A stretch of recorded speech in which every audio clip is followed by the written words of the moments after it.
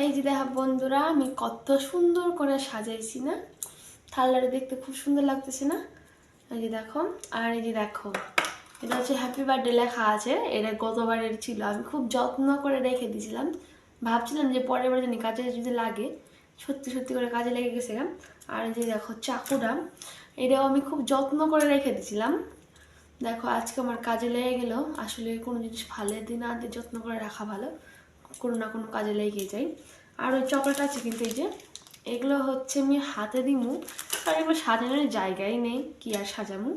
তো এগুলো থাকবো, মানে রাত্রেবেলা আমি একটু গুছিয়ে টুছিয়ে করে দিব।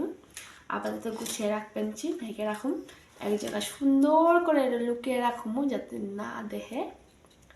তো রাত 12টার সময় দেখা হবে তোমার সাথে। আর এই ভিডিওটা আমি কালকে ছিলাম, আর কালকে অনেক কিছু করার আছে ওগুলো